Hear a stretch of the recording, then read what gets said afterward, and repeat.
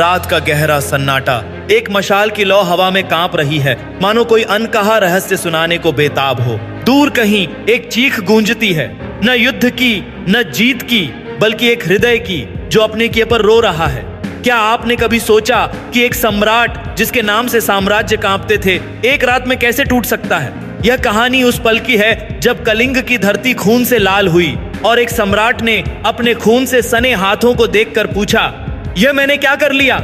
यह कहानी है अशोक की, महान सम्राट अशोक की, जिन्होंने न केवल भारत को बल्कि पूरी मानवता को शांति का रास्ता दिखाया। उनकी जीवन गाथा, भारत के महान व्यक्तित्व की प्रेरणादायक कहानी आज भी हमारे दिलों में धड़कती है। पाटलिपुत्र, एक साधारण घर में जहां राजसी वैभव का नामो निशान नहीं था, एक बालक ने जन्म लिया।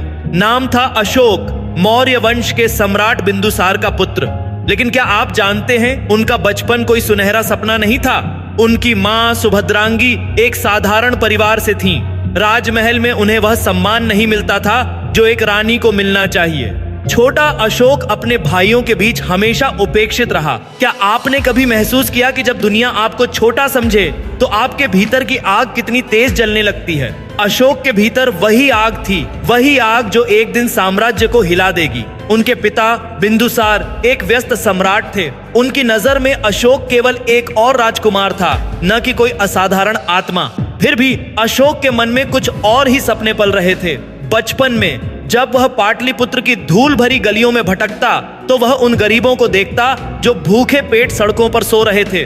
वह उन व्यापारियों को सुनता जो दूर दूर से आकर मौर्य साम्राज्य की विशालता की बातें करते। क्या यह संभव है कि एक बच्चे का मन इतना गहरा हो कि वह दुनिया को बदलने का सपना देख ले?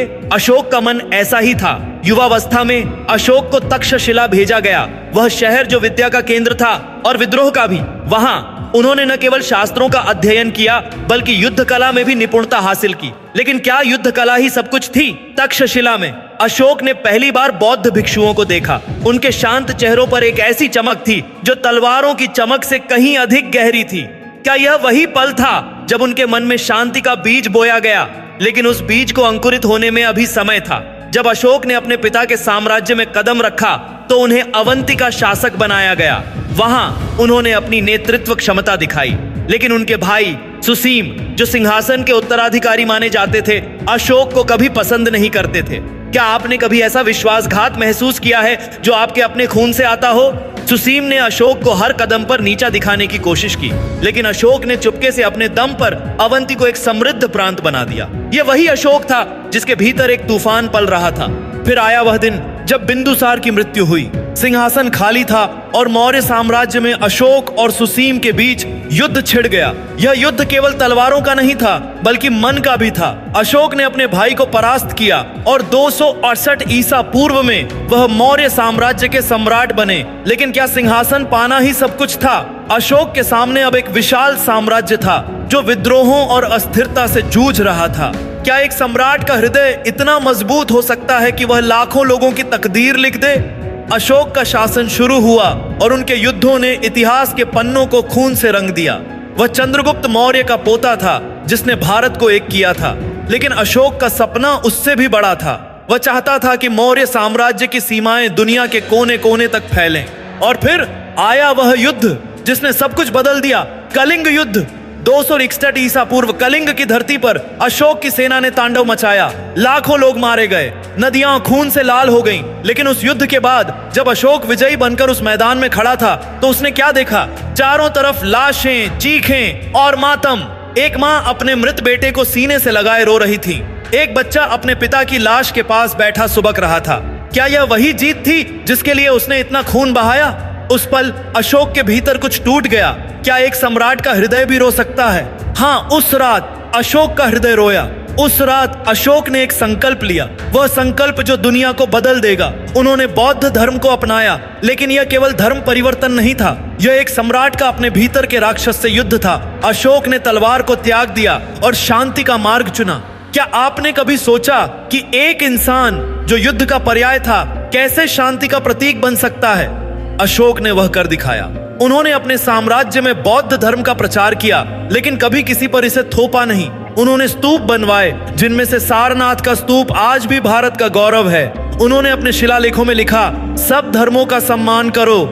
क्या यह संदेश आज भी प्रासंगिक नहीं है? अशोक ने अपने साम्राज्य में सड़कें बनवाई, वृक्ष लगवाए और अस्पताल खुलवाए। उन्होंने अपने लोगों को सिखाया कि सच्चा धर्म हिंसा में नहीं, करुणा में है। लेकिन क्या अशोक का यह परिवर्तन इतना आसान था? उनके अपने दरबार में कई लोग थे जो उनके इस नए मार्ग से सहमत नहीं थे। उनके पुराने सेनापति जो युद्ध की आग में विश्वास करते थे, अब उन्हें कमजोर समझने लगे। क्या आपने कभी ऐसा विश्वासघात महसूस किया है जब आपके अपने ही आपके खिलाफ हो जाएं? अशोक ने इसे सहा, लेकिन वह डगमगाए नहीं। उनके हृदय में अब एक नई शक्ति थी, वह शक्ति जो करुणा से जन्मती है।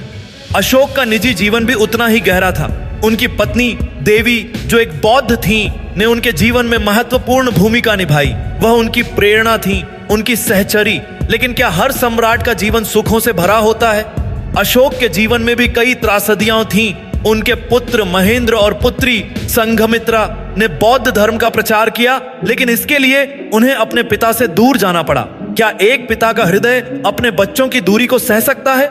अशोक ने इसे भी सहा, क्योंकि वह जानते थे कि उनका मिशन उनसे बड़ा था। अशोक का अंतिम समय रहस्यमय था। 232 ईसा पूर्व में जब उनकी मृत्यु हुई तो मौर्य साम्राज्य धीरे धीरे कमजोर होने लगा। लेकिन क्या अशोक सचमुच मरे? नहीं। उनकी शिक्षाएं, उनके शिलालेख, उनकी करुणा आज भी जीवित है। सारनाथ का अशोक चक्र जो आज भारत के राष्ट्रीय ध्वज में चमकता है, क्या वह उनकी अमरता का प्रतीक नहीं है? जब आप उस चक्र को देखते हैं तो क्या आपके भीतर भी कुछ जागता नहीं? एक आग, एक प्रेरणा, एक संकल्प कि आप भी अपने जीवन में कुछ बड़ा करेंगे। आज जब दुनिया फिर से हिंसा और विभाजन की आग में जल रही है, अशोक का संदेश और भी प्रासंगिक हो जाता है। उन्होंने हमें सिखाया कि सच्ची जीत तलवार से नहीं, हृदय से मिलती है। उन्होंने हमें दिखाया कि एक इंसान, चाहे वह कितना भी शक्तिशाली हो, अपनी कमजोरियों से जूझकर ही महान बनता है। तो आप क्या चुनेंगे, हिंसा का रास्ता या करुणा का? अशोक ने अपना जवाब दे दिया। अब बारी आपकी है।